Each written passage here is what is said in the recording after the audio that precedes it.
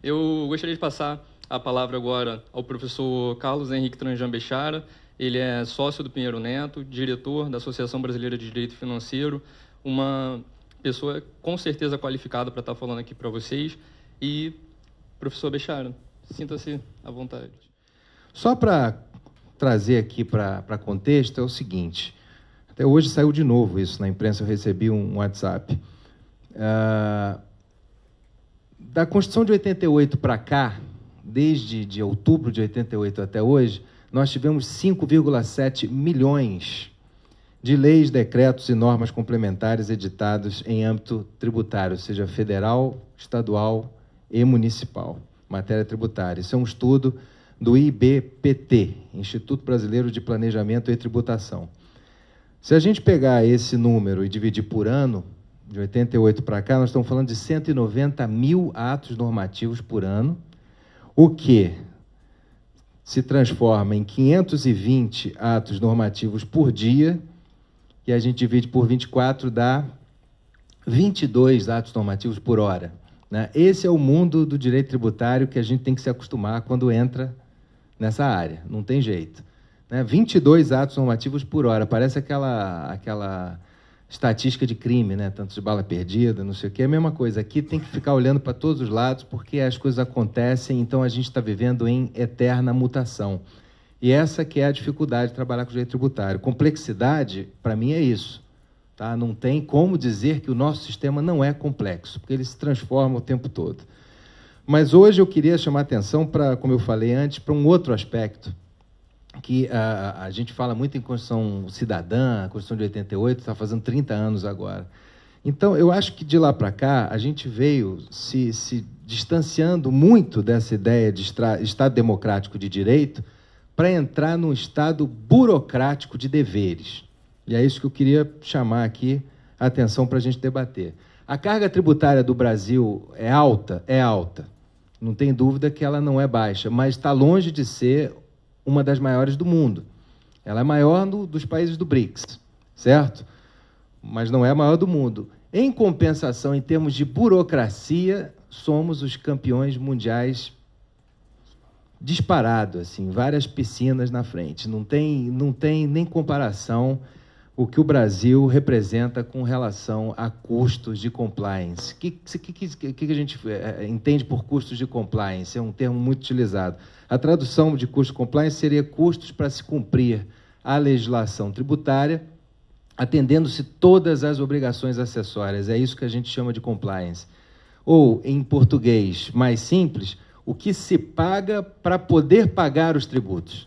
Quer dizer, o que se paga por ano, uma empresa tem que despender, tem que investir para apurar, calcular e pagar tributos, né? E o Brasil ficou muito famoso no mundo inteiro por conta de um estudo em 2007, chamado Pay in Taxes, que foi do Banco Mundial, em conjunto com a Price, levantaram quantas horas uma empresa de porte médio, quantas horas essa empresa gasta por ano apenas com essa atividade de compliance, né? Atendendo obrigações acessórias. E o Brasil chegou a 2.600 horas ano, tirando o último lugar, envolvendo todos os países do mundo, todos os continentes do mundo. Isso aqui foi muito chocante na época. É claro que de lá para cá o Brasil evoluiu, tá? De 2007 para 2018, a gente passou de 2.600 para 1.958 horas, mas ainda muito atrás da Bolívia, que é a penúltima, que está com 1.025 horas. Então, vocês vejam que, como é que a gente se coloca com relação a essa história do excesso de formalismo, essa quantidade toda de obrigação acessória para poder cumprir a principal. Para dar uma ideia real, né? Nós falamos de 2.600 horas por ano, a gente não consegue entender exatamente o que é isso. Isso aqui é como se cada empresa tivesse um funcionário para atender as obrigações acessórias, e esse cara ficasse responsável só por isso, ele teria que trabalhar 7 horas por dia, o ano inteiro, sem fim de semana, sem feriado e sem férias, só para preencher formulário. É isso que a gente tem aqui, trazendo para o dia a dia da empresa. Muito bem, somando-se a isso, o fato que o brasileiro trabalha 153, estou cheio de dados aqui, tem os números que eu preciso ler, 153 dias o brasileiro trabalha para poder pagar tributo, né? Qual a conclusão que eu chego aqui? que a gente trabalha muito mais, ou melhor, muito menos para gerar receita tributável do que para preencher formulário, prestar informações ao fisco. Quer dizer, o que a gente está fazendo é desperdiçar grana, investimento, para cumprir a obrigação acessória, ao invés de gerar a própria receita tributável, que seria o objetivo principal, em última análise. Então, eu estou falando de dados impressionantes e alarmantes, tá? E, lamentavelmente, o que a doutrina não entra nessa análise sob o ponto de vista técnico. Então, eu vou me propor aqui a tentar ajudar aqui, dividindo essa questão da burocracia fiscal em 3 vetores. Bom, é evidente que existe espaço para mudanças legislativas. Para começar por aí, a gente teria que ter um sistema muito mais racional, né, mais integrado às práticas internacionais. Tem espaço para isso, mas não é disso que eu vou falar também. Na verdade, o que eu vou tentar mostrar é que dentro do sistema atual também há espaço para melhorar muita coisa, mesmo com a legislação que a gente tem. Há muita doutrina e jurisprudência também que acabam por potencializar essa burocracia que me refiro. Bom, então, o tema principal aqui da minha fala vai ser esse cotidiano, esse dia a dia, essa relação fisco, essa interação fisco-contribuinte, porque aí é que está o direito tributário real, não é o direito tributário dos livros nem das leis, né? É esse direito tributário das obrigações acessórias e que acaba produzindo essas 2.600 horas por ano. Muito bem. O termo burocracia fiscal, eu não sei se vocês sabem a origem da palavra burocracia, é francesa, né? O bureau aí, na verdade, vem de mesa, e cracia, o governo da mesa, quer dizer, a mesa no sentido de figurado, né?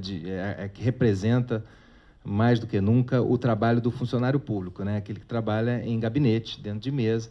Então, a origem não tem nada a ver com o significado pejorativo que ele acabou tomando. Mas a verdade é que ele tem esse lado pejorativo. Quando a gente fala em burocracia, geralmente é para criticar. É para falar em quê? É para falar em algo engessado, algo que não funciona, algo que é em excesso, né? Traz muitos ônus para o contribuinte, na verdade, sem ter uma contraprestação de receita, que é, para resumir bem a história.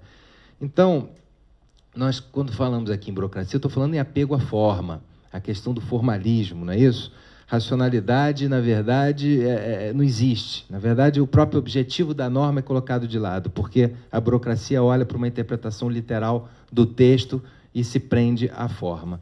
Dentro desse papo aqui, eu vou dividir, né, a questão da burocracia fiscal em 3 vetores. Formalismo, oficialismo e punitivismo, porque eu acho que é a minha forma de dividir esse papo e trazer exemplos concretos. Acho que fica melhor essa conversa, acho que fica mais fácil para se chegar depois a uma conclusão. Bom, formalismo fiscal. Formalismo, a crítica que se faz aqui ao nosso sistema hoje em vigor é justamente esse excesso de... enaltece muito a forma. Não há dúvida que no direito tributário a importância da forma é muito grande, né? A gente tem toda essa doutrina da tipicidade cerrada, a própria importância do princípio da legalidade. Não há como negar que a forma é importante para o direito tributário, sob vários aspectos, não vou entrar nisso. Mas também é verdade que, ao longo do tempo, essa discussão substância versus forma tem ganho também muito terreno, e a substância está ganhando uma proporção que ela não tinha antes, né? Até aqui, para vários alunos que estão aqui, que eu dei aula, aquela história lá da elisão, da evasão, que eu falava que tinha um planejamento lá nos anos 80, que passava no CARF, hoje já não passa mais, porque você não pode fazer planejamento fiscal só com base na forma para pagar menos tributos, você tem que ter um substrato econômico, tem que ter alguma razão, além de diminuir a tributação. Isso a gente sabe que está acontecendo, mas a forma ainda é importante, senão a gente também não caminha. Mas o que se critica aqui, quando eu falo em formalismo, é excesso de formalismo, né? Porque aqui eu estou falando, na verdade, numa crença formalista que se baseia na interpretação literal e mecânica de textos jurídicos, né? E aí o que fica de fora? Se o cara olha para aquela lei que está dizendo, ó, se você não apresentar 18 documentos, assim, um de cada cor, desse jeito, você não tem direito ao crédito, e, na verdade, aquele contribuinte tem condições de fazer uma prova por outro caminho que vai chegar no mesmo lugar, na verdade, o que ele está fazendo? Interpretação literal, e ele está ignorando princípios mais amplos, mais genéricos, né, abstratos, que são muito mais importantes, né? Então, é isso que eu quis trazer aqui de exemplo. Formalismo nesse sentido, então, uma interpretação literal demais, né? Fica cego com relação ao que está por trás do objetivo da norma e os princípios que são muito mais importantes que estão por trás. O exemplo que eu trago aqui, eu não sei se alguém aqui está familiarizado, mas eu vou tentar explicar. Remessas de mercadorias para a Zona Franca de Manaus. O que é isso? A Constituição equiparou a Zona Franca de Manaus, tá? As operações destinadas a... Quando você destina remessa à Zona Franca, a Constituição equiparou isso à exportação, né? Qual era o objetivo político e econômico que está por trás disso? Isso vem se mantendo, inclusive, nas últimas constituições. Desenvolver uma área que é muito difícil. As pessoas não vão querer investir lá no meio da Amazônia se não tiver algo em troca, se não tiver um benefício, um incentivo que seja interessante. Então, existe uma motivação importante, que é o desenvolvimento daquela área, tá? Então, pegando um caso concreto aqui. Se a empresa, em outro estado qualquer, remete mercadorias para a Zona Franca de Manaus e, por exemplo, não apresenta um documentozinho que está previsto lá na legislação, que é um certificado da SUFRAMA. SUFRAMA é Superintendência de Desenvolvimento da Zona Franca de Manaus. Então, é um órgão estatal que administra a Zona Franca. Então, você tem um certificado que a legislação prevê que você tem que apresentar. É um certificado para dizer que a mercadoria efetivamente entrou lá, entrou no território da Zona Franca. Tá? Muito bem. Não raro, as empresas não conseguem certificado por culpa da própria SUFRAMA. A SUFRAMA está atrasada, tem greve, houve um problema, faltou recurso no teu papel, não tem... Diversos motivos levam as empresas a passarem altos sufocos para conseguir esse tipo de documento. Mas, por outro lado, elas conseguem comprovar a remessa à Zona Franca por outras vias. Você tem emissão de nota fiscal, você tem escrituração no livro de saída do outro estado, de entrada lá, você tem um conhecimento de embarque, frete, etc., etc. Ou seja, a prova é possível. Qual é a consequência disso que eu estou falando aqui? E nós estamos falando de uma imunidade, de uma regra de não incidência que está na Constituição. O que o fisco se atém? Você acha que ele está preocupado com a imunidade, com o objetivo da Constituição de desenvolver uma área nobre na Amazônia, ou está faltando um documento, então eu vou negar o benefício? O que ele acaba fazendo? Interpretação literal, curta, direta e mecânica do texto legal. Não tem o certificado da SUFRAMA, vou cobrar o imposto. Pior, baseando-se até em jurisprudência nesse sentido, porque já existem vários julgados dizendo exatamente isso, que no caso de benefício, a interpretação tem que ser literal por força do 111 do CTN. Então, você tem uma situação aqui. Isso é um exemplo. Isso é um exemplo, mas é fato que isso aqui se repete em várias outras situações. Isso aqui era só para ilustrar. Então, meu ponto, a gente está, no caso aqui, vivendo uma situação que os princípios mais importantes, princípios constitucionais e legais, eles estão sendo restringidos, né, pela simples inobservância de um procedimento específico previsto na legislação, que é a apresentação de um documento. Isso é o que eu estou chamando de formalismo em excesso. Acontece para todos os lados. Segundo ponto, a gente vai chamar de oficialismo fiscal. Tá? É uma palavra parecida, mas com outro significado, né? O formalismo está ligado ao sem número de obrigações que surgem todo dia, e o oficialismo aqui no sentido de se dar uma importância em excesso para a figura da autoridade fiscal. A autoridade fiscal passa a ter um poder inacreditável, né? Não foi esse poder que quem criou o sistema, eu tenho certeza, pensou, porque o poder da autoridade fiscal deveria ser, aliás, toda a ação da autoridade fiscal deveria ser voltada em atender o público, para atender o contribuinte, e não criar dificuldades que, na verdade, eu não estou aqui entrando em questões criminais, não é isso. São burocracias do dia a dia. Só para citar um exemplo, o porteiro do Ministério da Fazenda, vocês têm ideia do poder que esse cara tem? O porteiro é o que controla a senha. Ele tem que dar senha para o contribuinte poder entrar, ser atendido. Às vezes o cara vai lá para apresentar uma defesa administrativa que é prazo, ele precisa cumprir o prazo. Aí ele não tem a senha, e é o porteiro que vai controlar a senha para dizer se ele vai entrar ou não. Ou seja, a depender do porteiro, ele perde o prazo. Daí outras coisas do gênero. Então, aqui nós estamos falando desse excesso de poder e principalmente na necessidade de confirmação, aceitação, chancela do poder público com relação, principalmente, às provas que eu tenho que juntar, né, que o contribuinte é obrigado a produzir.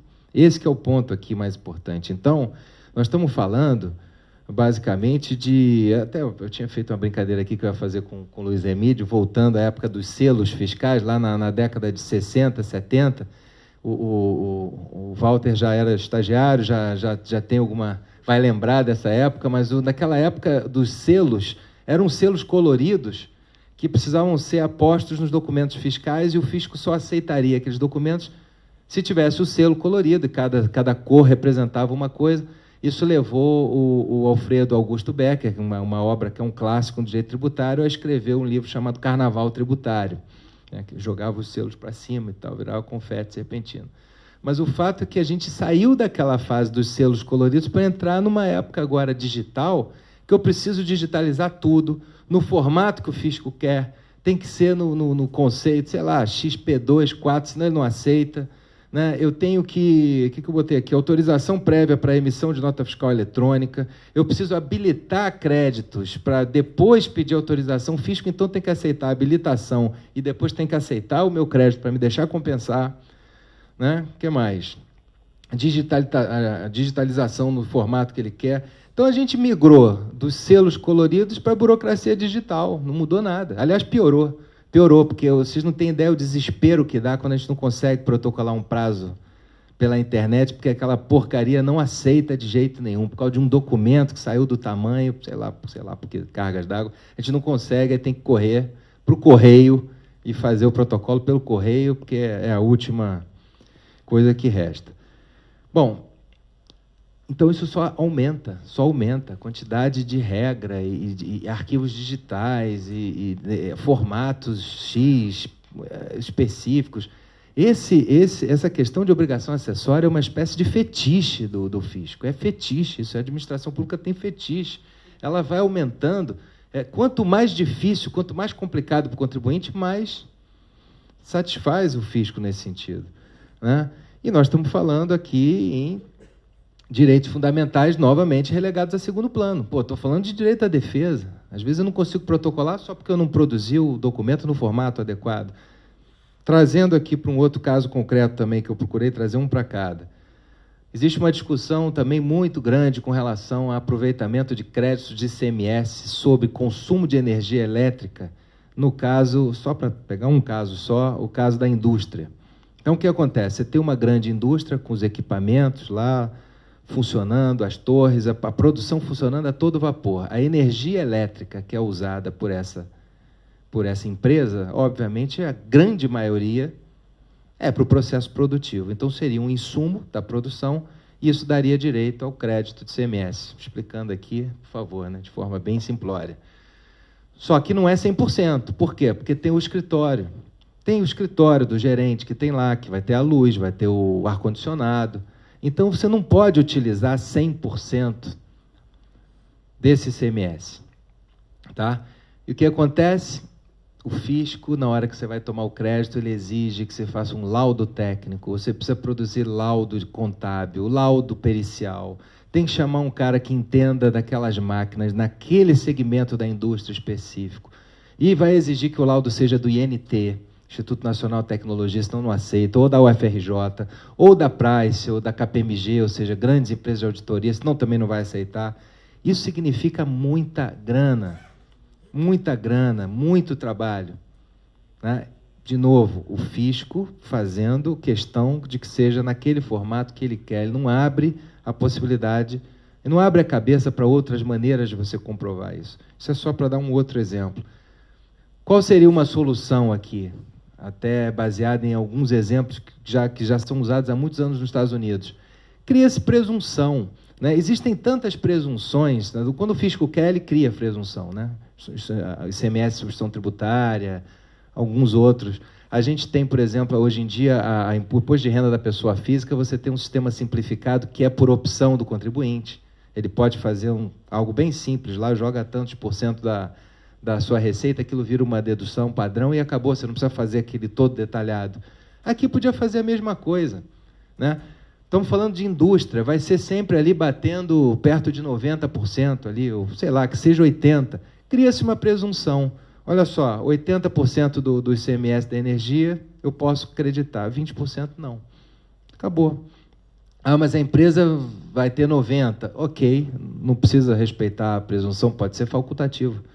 Ela que produza o laudo. Ela que produz o laudo do jeito que o fisco queria. Então, você, com base numa média histórica, de repente, você pode criar esse tipo de coisa.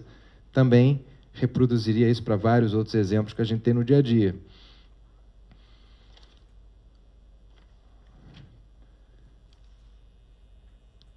Então, aqui nós estamos falando em abrir um campo para a simplificação tributária. E, em terceiro, já caminhando aqui para fechar esses três vetores a que me referia, se você tem um formalismo que exige um sem número de obrigações, né, só cria um problema para o dia a dia do contribuinte, você tem um oficialismo que leva o fisco a ter o poder de chancela sobre o que eu faço, que eu estou subordinado a ele. Se ele não aceitar os procedimentos do jeito que ele quer, eu também não consigo andar.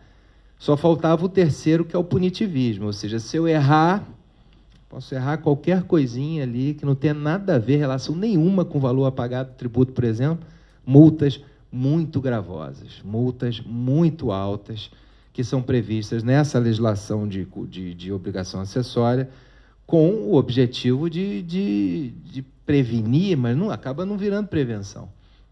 Acaba virando confisco, acaba virando lesão ao próprio patrimônio do contribuinte. E pior, essas multas, às vezes elas não guardam relação, às vezes não, na maioria das vezes, em se tratando de obrigação acessória, elas não guardam relação com o valor do tributo devido, com o valor da operação, né? Às vezes é em função da receita bruta da empresa. Então, quanto maior a empresa, maior é a multa. Nós estamos falando, por exemplo, aqui de um outro caso concreto, Instituição Normativa 86 de 2001, que eu conheço bem, porque isso aqui me deu muito trabalho. Essa Instituição Normativa da Receita Federal, ela criou uma obrigação para que as empresas passassem a transmitir dados usando arquivos magnéticos específicos naquele formato que foi criado na Instituição Normativa, e deu um prazo para as empresas cumprirem aquilo. Era impossível cumprir o prazo. Aquilo ali era uma modificação, do ponto de vista de TI, né, de computador e tudo, que as empresas teriam que investir, trocar o sistema que já tinham, então comprar um novo, para conseguir cumprir aquela Instituição Normativa no prazo que foi determinado pela Receita, ou seja, não cumpriram, não conseguiam cumprir.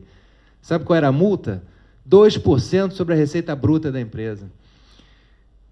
Empresas do tamanho de uma... Pode botar qualquer exemplo aí, GM, TIM, Light, essas empresas foram multadas com base na receita bruta porque não conseguiram entregar um disquete. Um disquete antigamente, né? Eles não sabem o que é disquete, um pendrive, pronto. Não conseguiram cumprir o arquivo magnético naquele formato exigido pelo fisco, uma multa absolutamente milionária.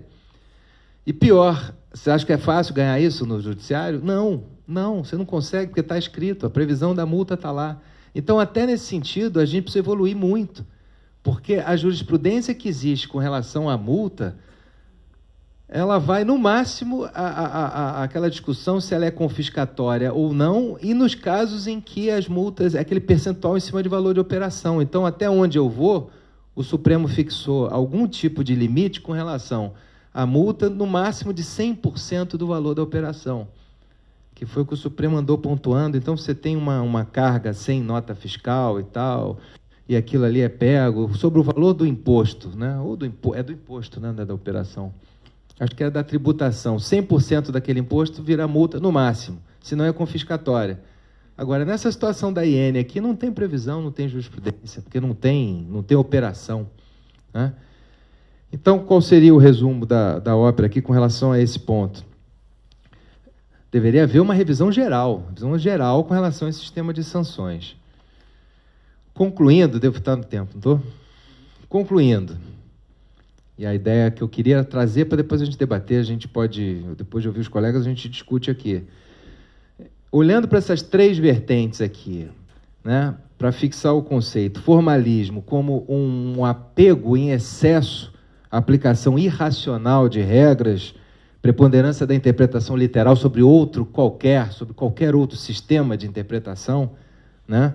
O que a gente tem é que esse formalismo impede que as normas constitucionais e legais acabem sendo plenamente aplicáveis. Ele impede isso, né? Porque você esbarra numa questão formal.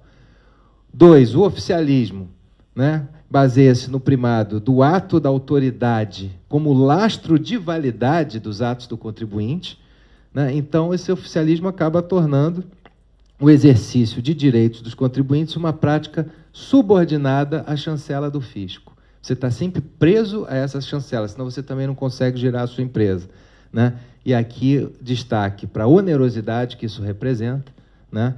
Então, haveria espaço para simplificação para ontem, urgente. E 3, punitivismo. Se você tem essas 2 situações e ainda tem uma prática de imposição de penalidades gravosas, em situações em que você tem práticas pouco ou nada ofensivas ao sistema tributário, vejam que o exemplo que eu dei não tinha 1 centavo devido ao fisco, era simplesmente uma obrigação de entregar um arquivo magnético, tá? Os tributos estavam totalmente recolhidos. Então, situações como essa, que você não lesou os cofres públicos, você vai levar uma multa gravosa por conta de obrigação acessória, né? Isso leva à necessidade de revisão urgente desse sistema de penas, até porque a gente precisa passar desse binômio opressão com fisco, que é o que tem hoje, para o binômio que deveria ser, que é prevenção, punição, dentro dos limites da lei. Tá?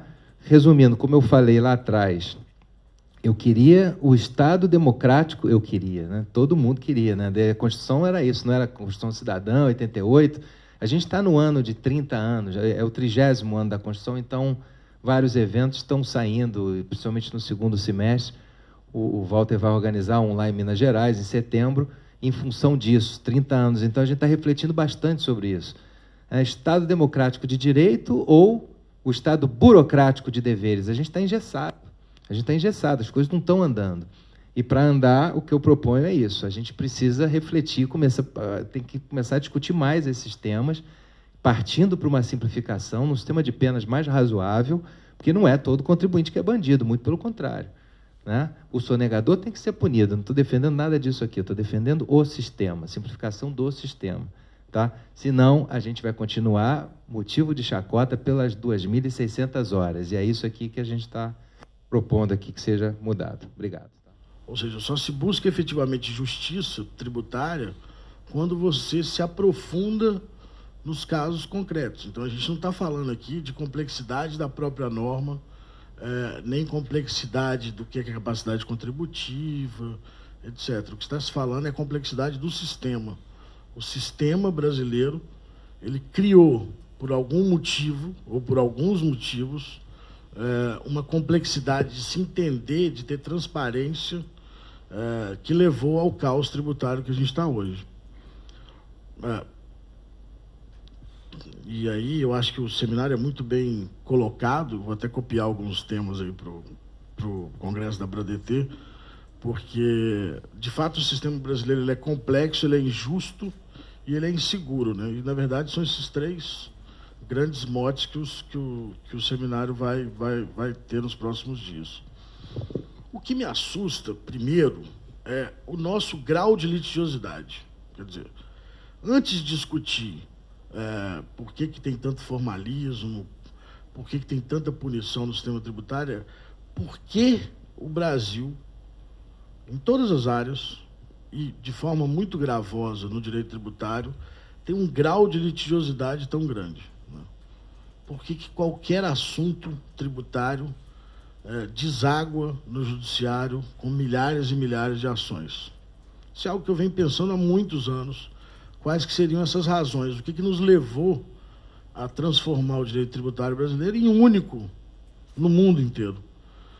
Eu tenho um cliente que ele tem cerca de 123 unidades industriais no mundo inteiro. No Brasil, ele tem 4 unidades. E o Brasil é responsável por 40% das ações passivas que ele tem dentro do grupo. Ou seja, com 4 unidades, a gente representa 40% do contencioso desse grupo, dessa multinacional, e os outros 60% estão divididos entre as 119 unidades pelo mundo. Isso mostra claramente que a gente tem um problema comum nas áreas do direito no Brasil, né? Especificamente no direito tributário, o que eu acho que existe, né, é que nós temos uma relação com o fisco de desconfiança, e o fisco com os contribuintes. Ou seja, o fisco tem absoluta convicção de que todo contribuinte tem uma salinha lá, que ele fica com uma equipe o dia inteiro pensando como ele vai burlar o fisco. Eu já conversei com vários amigos auditores e procuradores, eles realmente têm esse pensamento, de que toda empresa tem uma sala, assim, tipo Liga da Justiça, ou da Injustiça para eles, né? Que o cara fica o dia inteiro pensando como que ele vai conseguir economizar tributo. Do lado do contribuinte, é a mesma coisa. A gente tem a certeza que o fiscal que vai entrar na empresa, ele vai ficar lá até encontrar alguma coisa para autuar. Depois disso, essa autuação vem com multas, como o Bechara falou, assustadoras, né? 2% da receita bruta, 75% do tributo, 150%.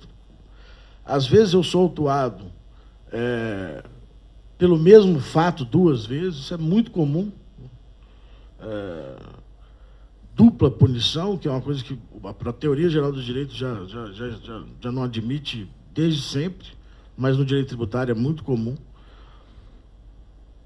É mais fácil eu litigar contra essa autuação, primeiro porque essas multas tornam o crédito tributário impagável, o empresário então resolve litigar e de tempos em tempos surgem anistias, remissões que reduzem esse crédito tributário e parcela por longos e longos meses. Então a gente criou um sistema em que a desconfiança alimenta o próprio sistema. Quem dizia muito isso era o Luhmann, Nicholas Luhmann, na teoria dos sistemas. A desconfiança alimenta o próprio sistema, ou seja, como eu sempre vou gerar litígio, eu também crio válvulas de escape para o litígio, que são as anistias e remissões. E aí esse sistema se autoalimenta e ninguém nunca para pensar que isso é muito caro, que isso faz muito mal para o Brasil, né? Esse estudo do custo de conformidade, ou custo de compliance, feito pela Price, já chegou à conclusão de que a gente gasta em torno de 5% a 6% do PIB em custo de conformidade, ou seja, para apurar tributos. Esse dinheiro não vai para ninguém, a não ser alimentar esse próprio sistema de desconfiança. Então, eu acho que o primeiro ponto, e eu acho que esse sistema que gerou toda a burocracia, que gera mais de um cumprimento de obrigação acessória, mais de uma obrigação acessória para declarar um tributo. Então, eu acho que esse sistema que se move pela desconfiança é que gerou a grande litigiosidade no Brasil. O segundo ponto que é grave, né, estava até conversando com a professora Raquel, e que também acho que contribuiu muito para o momento que a gente vive do sistema tributário, é de que o nosso federalismo é um federalismo manco. A gente não conseguiu ainda, talvez porque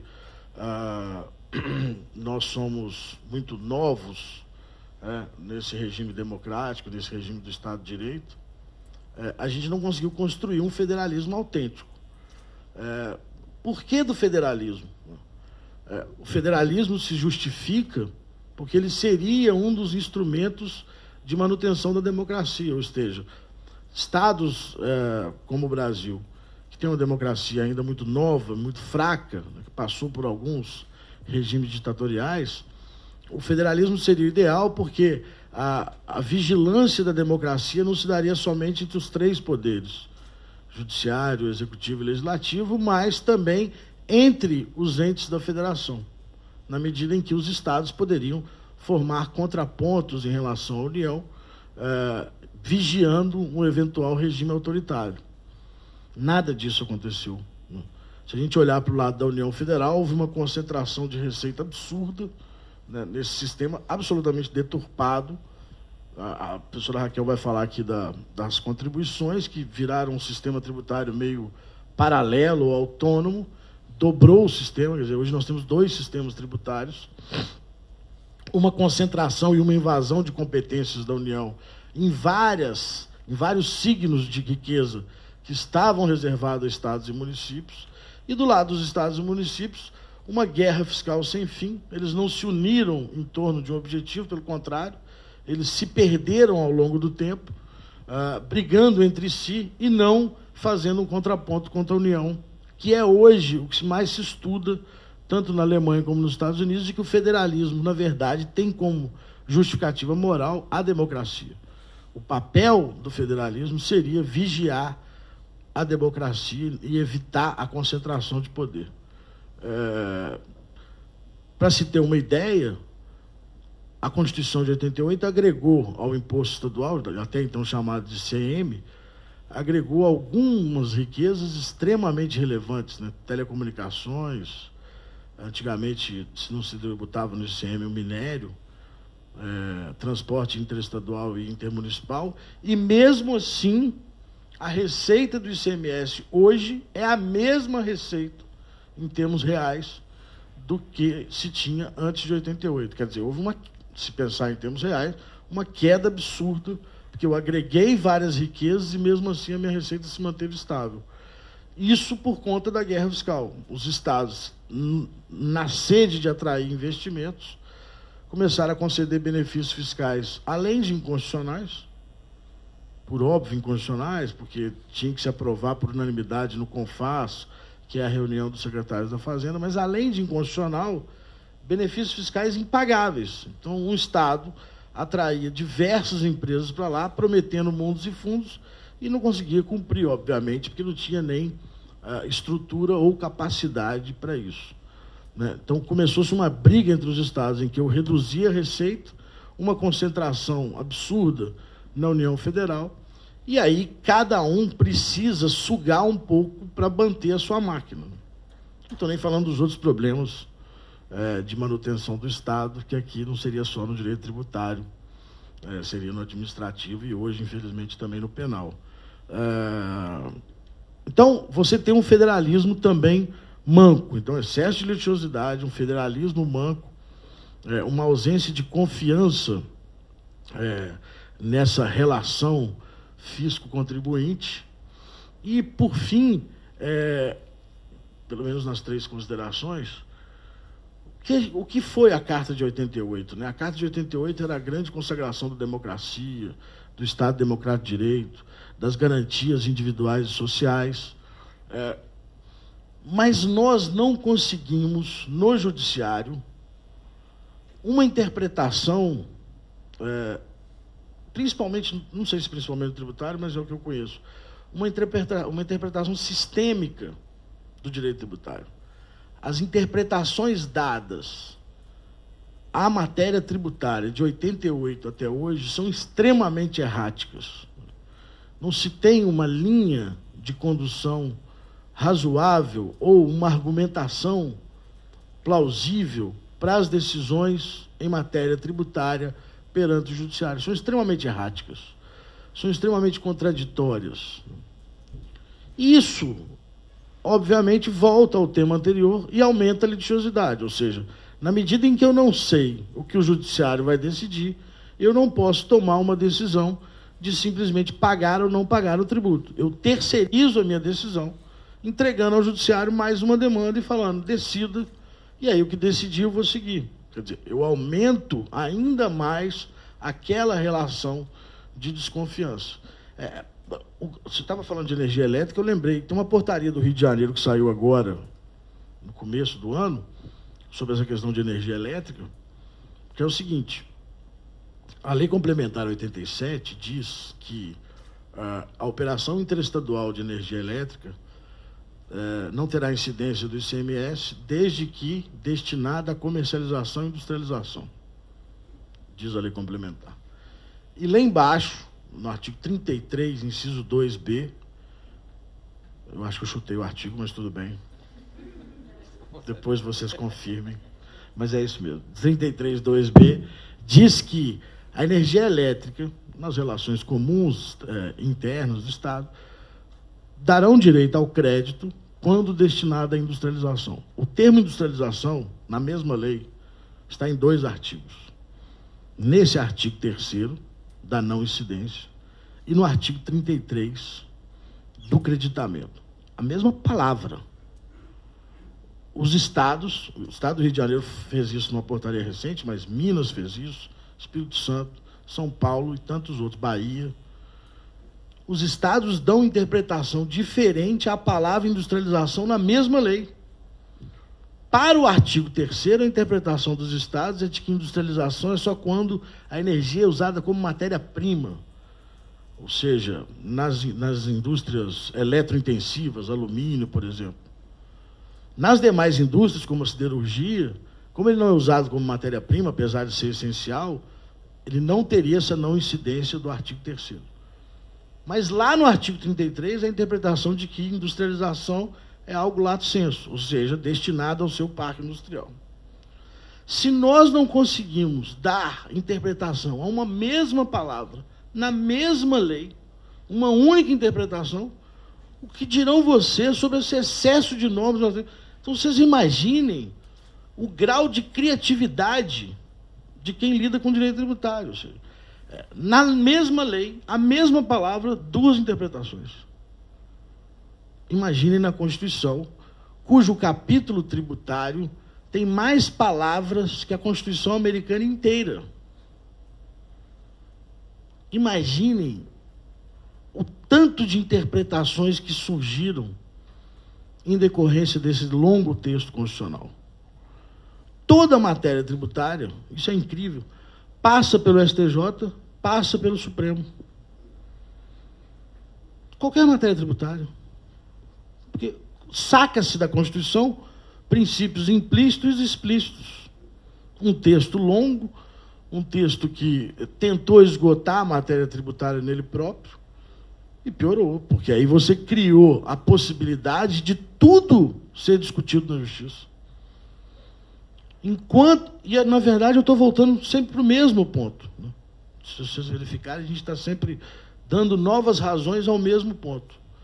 Enquanto nós não reduzirmos a litigiosidade, criarmos alguns mecanismos que resolvam as questões tributárias de maneira razoável, antes do litígio, nós não vamos evoluir, porque o sistema ganha com isso também.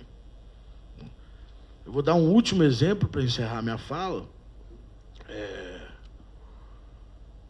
Eu tenho um cliente que existe um crédito que chama Reintegra, que é você, a lógica é super interessante, você recebe um crédito do governo por conta dos tributos que você acumulou ao longo da cadeia produtiva na exportação, né? Ao argumento que a Constituição criou um princípio, não só dispositivo de imunidade, mas um princípio de que não se tributam as exportações como o mundo inteiro desenvolvido faz. Tributa-se no destino, não se tributa na origem, por diversas razões econômicas e jurídicas. E aí, como existem algumas tributações ao longo da cadeia, como se acumula tributação, criou-se esse crédito que chama Reintegra, que é uma forma de devolver às empresas o que se acumulou. Ótimo. A empresa preenche uma planilha enorme, um negócio descomunal, que na hora que eles abrem até embaça a minha vista. Não estou acostumado com planilhas. E envia ao fisco. O fisco convalida aquele crédito e você pode compensar com outros tributos devidos. Haviam várias inconsistências ao argumento do fisco, porque a Receita Federal não lia uma das infrações. Eles deram letras de infrações, nós já terminamos o alfabeto, agora começou com A1, ou AA1, que já acabou. Mas uma das infrações, e todas são nesse mesmo sentido, o documento da Receita Federal não lia o documento da aduana, que é do mesmo métier, né? Nem eles se conversam, mas tudo bem. Não lia, mas não é esse ponto que eu quero chegar. Não lia, mas batia no sistema da Receita. Como não lia, o sistema, nesse ponto a tecnologia é muito bem utilizada, já imprime o auto de infração, glosando o crédito e aplicando uma multa de 75% com juros Selic. A empresa, através de seus advogados, apresenta, então, os dois documentos. Olha, eu me baseei nesse documento aqui da aduana, onde está a relação de notas fiscais, e eu demonstro a exportação. Vem, então, a decisão da DRJ, convalidando o crédito.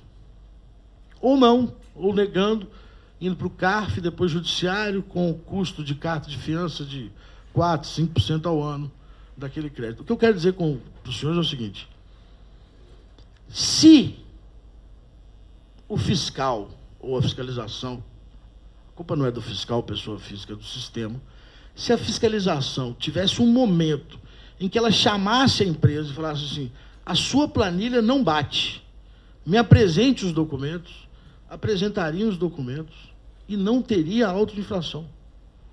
Isso eu disse ao secretário da Receita Federal adjunto e ele concordou. No consumidor, você tem sempre a primeira visita, isso foi uma conquista do direito do consumidor, né? Há que haver um momento em que, antes do litígio, as partes sempre... Eu nem estou ousando dizer sobre a arbitragem, que é uma experiência muito legal que está tendo em Portugal, mas eu não vou nem chegar a tanto. Seria ótimo, mas eu não sei se a gente consegue. Eu estou dizendo só que o procedimento de fiscalização, se ele fosse mais consensual, eu não tenho a menor dúvida que seria o grande primeiro passo para reduzir a litigiosidade. Ou seja, essas questões que não são de matéria de direito, que infelizmente hoje ainda chegam no Supremo, depois de muitos anos, que talvez se resolva agora um pouco, com os precedentes vinculativos.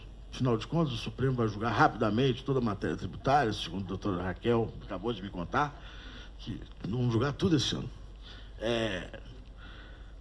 Essa parte se tentará resolver, mas essa parte burocrática, essa parte em que há uma desconexão de documentos, deveria haver um momento anterior à autuação para que o fisco sentasse com o contribuinte. Seria ótimo para o fisco, porque ele evitaria um custo, porque ele também tem o mesmo custo para acompanhar o contribuinte, né? Nós pagamos 2 vezes.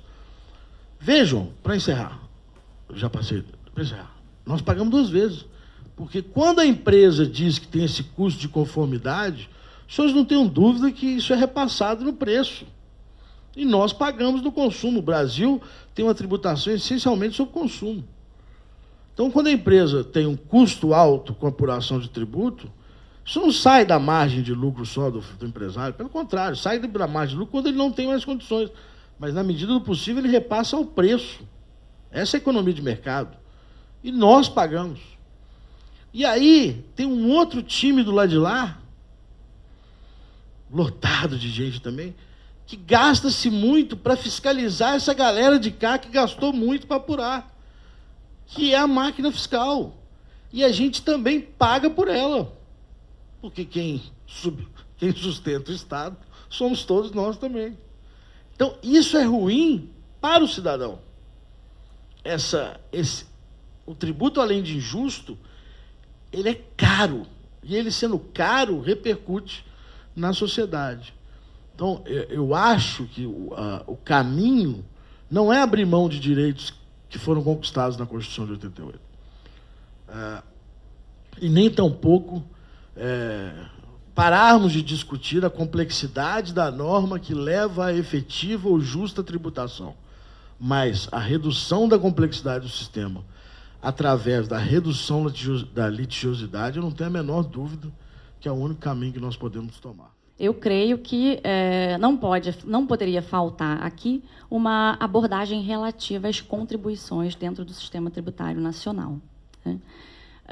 As contribuições, elas surgem junto com o Estado Social, no século XX, para atender a demandas específicas do Estado da época, né? E aí é preciso que a gente lembre que, nessa época, se estava num contexto de pós-guerra, pós-Segunda Guerra Mundial. Então, eram muito grandes e urgentes as demandas nas áreas de educação, saúde, assistência, né? O que revelava uma necessidade, por parte do Estado, do aporte de novos recursos para fazer face a essas novas demandas, né? Como o professor Gilberto de Lioacanto, né, jurista, que participou da elaboração do Código Tributário Nacional, destaca, o fato das contribuições sempre esteve na raiz das contribuições esse período de caos do pós-guerra nas sociedades, principalmente na sociedade europeia, né? Esse jurista, inclusive, chegou a confessar posteriormente um certo arrependimento de não ter inserido no anteprojeto do Código Tributário Nacional a figura das contribuições, dada a sua relevância, né? Mas, enfim, o fato de elencarmos como marco temporal de surgimento das contribuições o Estado social não significa que elas não existiam antes, né? É possível encontrar espécies semelhantes também no Estado liberal, na própria Igreja Católica e também na Idade Média, né, para o custeio de calamidades públicas, guerras externas. Mas a questão aqui é que a ideia de que o Estado, que é função do Estado, promover direitos relativos à saúde, educação, previdência e assistência, ela só surge com o advento do Estado Social. E aí, junto com ela, surge a figura das contribuições como instrumentos de intervenção do Estado no setor social e em determinados setores dentro da atividade econômica.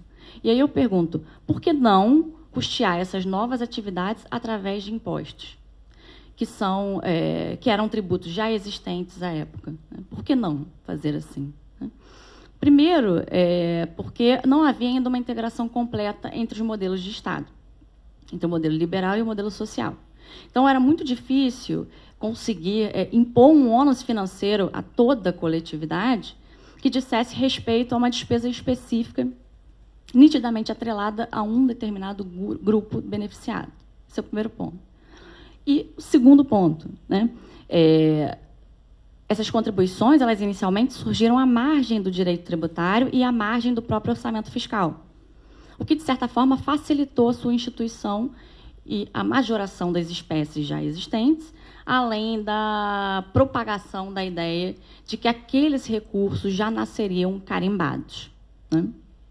Bom, há quem diga, inclusive, que, a partir da integração completa entre os modelos de Estado e do consequente reconhecimento da natureza jurídica tributária das contribuições, não faria mais sentido a existência dessa espécie tributária como uma figura autônoma dentro do sistema tributário, né? Normalmente, quem defende essa posição não entende a solidariedade de grupo como um fundamento ético-jurídico que justifique a instituição das contribuições, né? Mas, seja como for, e eu não vou entrar nessa discussão aqui, o fato é que as contribuições representam uma exação que tem a sua destinação vinculada desde o início, ou seja, a finalidade que informa as contribuições é o que justifica a sua própria existência. Então, quando eu estou falando de contribuições, eu estou falando necessariamente da existência de dois elementos. Um, destinação específica, e dois, um grupo determinado e especificamente afetado por essa espécie tributária.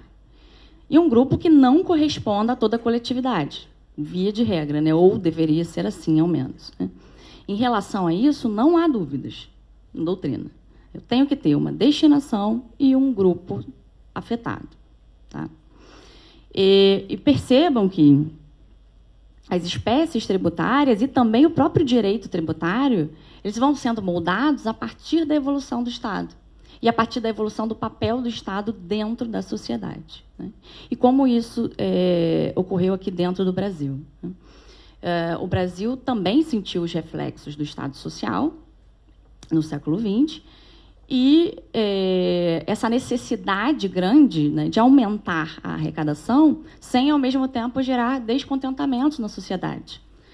que ocorreriam inevitavelmente pelo aumento dos impostos tradicionais. Além disso, era necessário mostrar para a sociedade que essas novas formas de custeio elas estariam necessariamente atreladas a um fim específico, sem a possibilidade de desvios. Então, isso tudo culminou com a inserção das contribuições dentro do capítulo atinente ao Sistema Tributário Nacional pela Constituição de 88. O que você tinha antes disso? Não é que elas não estivessem previstas no ordenamento jurídico tributário, elas estavam. Elas vieram para cá com a Constituição de 1934, mas elas não estavam inseridas dentro do Sistema Tributário Nacional na Constituição. Chegaram a ser inseridas pela emenda 1 de 69, mas isso não durou nem 10 anos. Depois, com o advento da emenda 7 de 8 de 77, elas foram novamente retiradas do Sistema Tributário Nacional, o que, de certa forma, acabou contribuindo, né, para a confusão acerca da sua natureza jurídica, que se refletiu também na jurisprudência da época. Bom, mas, a partir da Constituição de 88, as contribuições foram novamente reinseridas no capítulo atinente ao Sistema Tributário Nacional, embora, no artigo 145, que é o artigo que enumera as espécies tributárias, não tenha havido menção específica à figura das contribuições. E, apesar ainda do constituinte originário não ter reservado às contribuições um regime jurídico idêntico ao dos impostos. Apesar disso, elas estão inseridas dentro do Sistema Tributário Nacional na Constituição. Isso gerou também uma certa controvérsia doutrinária e jurisprudencial, que acabou sendo resolvida pelo Supremo Tribunal Federal no julgamento dos REs 146733 e 138284, em 1992, quando o Supremo Tribunal reconheceu a natureza jurídica tributária das contribuições, e reconhecendo-lhes como espécies tributárias autônomas e pacificando de vez a ideia de que a destinação compõe a norma de incidência tributária. Ou seja, a finalidade para as contribuições decorre da norma constitucional de competência tributária. E o que isso significa? Isso significa dizer que, quando não há uma finalidade específica, não há competência para a instituição daquela contribuição. Pois bem, mas isso aí resolveu parte do problema, né? Problema atinente à natureza jurídica. Mas eu tinha um outro problema, porque as contribuições elas não se submetem ao regime jurídico idêntico ao dos impostos, de acordo com a redação do texto constitucional de 88. E aí, a partir disso, surgiram outras questões que acabaram sendo levadas também à apreciação da Suprema Corte. Então, por exemplo, em relação à necessidade de lei complementar que institua normas gerais e os elementos essenciais da obrigação tributária com relação às contribuições, o STF entendeu que, diferentemente dos impostos, as contribuições não necessitam de uma lei complementar específica para definir os seus elementos essenciais, bastando para tanto a disciplina do Código Tributário Nacional, que no caso é nenhuma, já que o Código Tributário Nacional só menciona as contribuições ao final, no artigo 217. Ou seja, qual é a consequência prática disso? Deixou-se ao legislador ordinário a tarefa de definir os elementos essenciais das contribuições. Em contrapartida, com relação à criação de novas espécies de contribuições para o financiamento da Seguridade Social, o STF, por sua vez, entendeu que essas novas exações poderiam ser criadas sempre por lei complementar, mas elas poderiam ser cumulativas e ter fato gerador ou base de cálculo próprios dos impostos previstos na Constituição. Então, o que acontece aqui é que esse regime, essa submissão a um regime jurídico parcial dos impostos, acabou, de certa forma, sendo um facilitador para a instituição de contribuições que não respeitam o seu perfil jurídico constitucional por parte da União. E isso acaba sendo um fator responsável por essa proliferação, por esse crescimento extraordinário na arrecadação das contribuições, em comparação com a arrecadação dos principais impostos de competência federal, que são o imposto de renda e o imposto sobre produtos industrializados. Então, o que se observa aqui na prática é que a União ela institui contribuições, né, cuja destinação ela é desvirtuada da sua finalidade original, que permite a sua própria criação. Ela institui contribuições cuja finalidade já se exauriu ou sequer existiu. Institui contribuições cujo grupo beneficiado corresponde a toda a coletividade, quando, na verdade, essa forma de custeio deveria ficar a cargo dos impostos, que são os tributos por excelência que devem custear as atividades gerais do Estado. E, por fim, com isso, a União institui contribuições que, na prática, acabam invadindo a competência dos estados e municípios ao tributar materialidades econômicas que estão no seu âmbito de competência. E aí, qual é a consequência disso? Bom, primeiro, como estamos falando de complexidade, a primeira consequência, né, é uma adição enorme de complexidade ao sistema tributário, a partir do momento em que você tem uma proliferação de exações cuja incidência é cumulativa, ou seja, incide em cascata a cada etapa da produção. Além disso, eu tenho materialidades que são tributadas por mais de um tributo, cuja competência, às vezes, é de mais de um ente, como é o caso do PIS e da COFINS. Além disso, eu tenho uma perda significante em termos de justiça fiscal, porque a partir do momento em que a União consegue, através da arrecadação das contribuições, fazer frente, né, ou até superar a arrecadação dos principais impostos de sua competência, isso permite que ela acabe negligenciando, né, e aí concedendo sucessivas isenções em relação ao imposto de renda, que é, digamos assim, um tributo em que a capacidade contributiva pode ser melhor concretizada. Fora isso, né, fora essas questões que adicionam complexidade sistêmica, eu tenho uma outra consequência pela expansão extraordinária das contribuições dentro do sistema tributário nacional, que não é observada em outros países, porque a receita das contribuições não é partilhada com os estados e municípios dentro da federação, diferentemente do que ocorre com os impostos. E aqui vale frisar que o imposto de renda e o IPI, que são os principais impostos de competência da União, eles têm quase metade da sua arrecadação repartida com estados e municípios através de fundos de participação.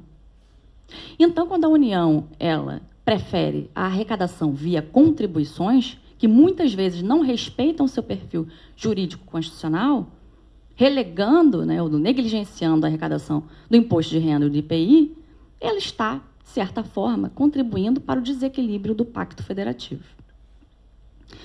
E aqui, a fim de concluir o que eu queria trazer, né, essa expansão da arrecadação via contribuições que não respeitam o perfil jurídico constitucional, acaba violando não só a norma de competência tributária, como a gente viu aqui, mas o próprio princípio federativo, né? Na medida em que a centralização de recursos acaba coincidindo com uma centralização de poderes políticos nas mãos da União. E isso é extremamente prejudicial para o equilíbrio federativo. E aqui, para finalizar, eu queria deixar uma pergunta, porque a nossa ideia aqui é fomentar o debate, né, e não trazer respostas.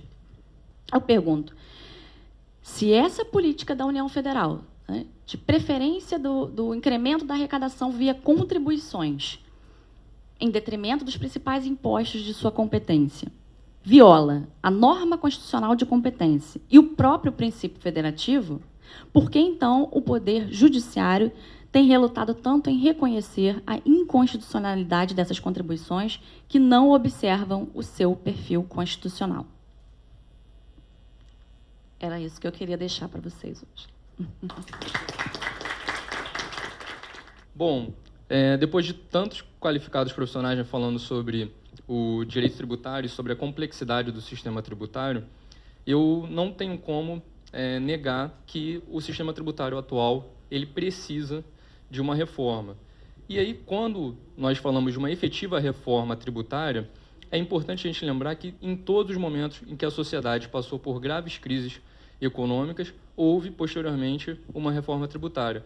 E aí eu lembro para vocês, em 1215, né, o rei João Sem Terra, ele foi denunciado pela cobrança abusiva de impostos, o que culminou na assinatura da Magna Carta. Posteriormente, também, em 1776, a alta cobrança de impostos pela Inglaterra proporcionou e fomentou a Revolução Americana, em 1776. Aqui no Brasil, a instituição da derrama pelo governo imperial fez com que a população, e principalmente os produtores de ouro, com a instituição da cota mínima de 100 arrobas de imposto, fomentou também a Inconfidência Mineira, em 1789. E, posteriormente, também nós tivemos a Guerra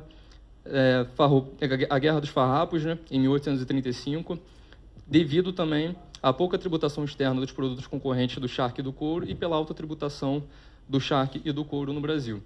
E, paralelo a isso, analisando a situação atual do Brasil, o que nós podemos observar é que a carga tributária hoje no Brasil, ela corresponde a aproximadamente 32% do PIB brasileiro. Isso significa que de 100% do PIB, 32% são advindos da cobrança de tributos. E desses 32%, 15% são provenientes da cobrança de produtos, de bens e serviços, da cobrança de impostos, né, sobre bens e serviços. O que, como o professor Walter Lobato bem disse, isso traz uma certa anomalia e uma falta de sistemática, né, no sistema tributário, porque acaba tributando e onerando as camadas mais pobres da população. E aí, de que forma as camadas mais pobres são oneradas? Porque um produto, por exemplo, posso citar aqui o projetor, ele, caso lhe custasse R$2.000, com uma carga tributária de 45%, uma pessoa pagaria R$900 de tributo sobre esse produto. E uma outra pessoa que também tem uma renda de 500 vezes mais, caso ela receba R$500.000 por mês, ela vai pagar a mesma quantidade de tributos sobre o mesmo produto. E isso, com certeza, traz uma anomalia para o nosso sistema tributário, o que merece ser revisado. Eu não posso deixar também aqui de voltar à palavra do professor Carlos Bechara, quando citou a quantidade de obrigações acessórias que são dispendidas pelas empresas no cumprimento dessas obrigações. E o professor Bechara falou que são 2.600 horas, né, professor? Eram 2.600 horas. Então, isso, eu fiz uma conta básica aqui, dá aproximadamente 105 dias para o cumprimento dessas obrigações, sendo consecutivos. Então, é como se uma empresa gastasse as suas 24 horas do dia no cumprimento dessas obrigações e não conseguisse cumprir, e caso ela não cumprisse, ela também estaria sujeita ao pagamento de uma multa, o que também aumenta a litigiosidade do processo tributário. Então, a minha fala hoje aqui ela é basicamente direcionada à questão da complexidade da carga tributária, proporcionando um aumento da litigiosidade tributária. E trago alguns dados aqui para aproveitar o nosso assunto, de que o tempo médio de apreciação processual no Conselho Administrativo de Recursos Fiscais ele é de 5 anos, isso em 2014, sendo que houve, posteriormente também, né, a Operação Zelote da Receita Federal, da Polícia Federal, que inviabilizou, né, e paralisou o CARF durante determinado período, o que, consequentemente, aumentou o volume de trabalho dos conselheiros.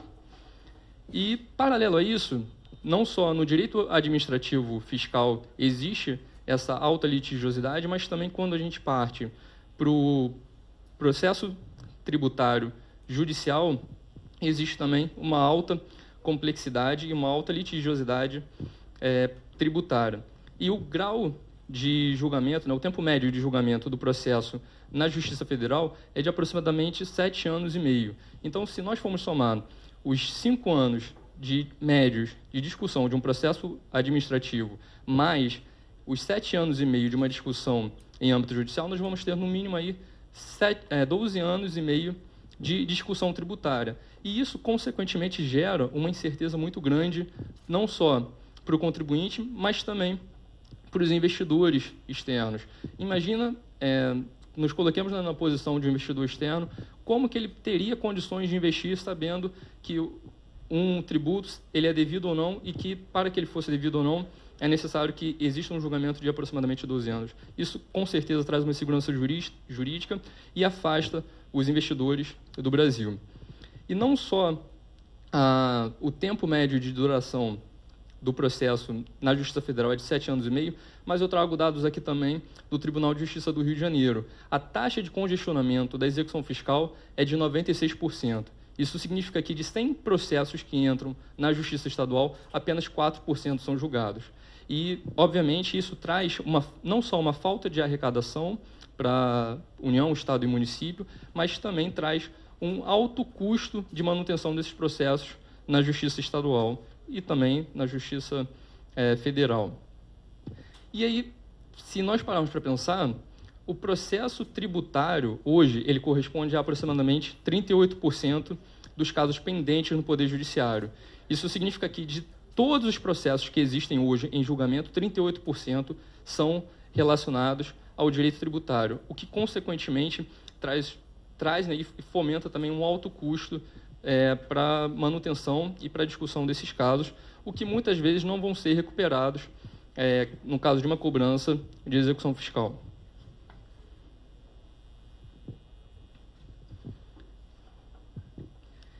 Paralelo a isso, eu trago um dado aqui para vocês também, de que os 500 maiores devedores do país, eles correspondem a 37% de tudo que a União Federal espera receber. E aí vocês podem pensar, bom, Luiz, mas seria fácil, então, para a Receita Federal focar nesses contribuintes e, consequentemente, aumentar a sua arrecadação. Mas eu tento observar esse ponto de uma maneira um pouco diferente. Eu vejo que esses contribuintes, os maiores devedores, na verdade não são maiores devedores, eles são maiores debatedores do direito tributário. Isso significa que, para você, inclusive, discutir o direito tributário, é necessário que você tenha recursos. Recursos para você pagar advogados ao longo de 12 anos e meio, no mínimo. E, consequentemente, essa posição que o sistema tributário atual nos traz, ela faz com que haja uma rara e clara desigualdade entre os contribuintes, o que não pode ser permitido no nosso Estado democrático de direito. E, para finalizar, a minha fala é bastante breve, eu gostaria de dizer que o alto número de obrigações acessórias traz enorme insegurança jurídica, que a atual sistemática do direito tributário não incentiva a economia brasileira, tendo em vista a sua maior tributação sobre bens e serviços, e apenas os contribuintes com maiores recursos têm condições de arcar com o custoso processo judicial tributário brasileiro.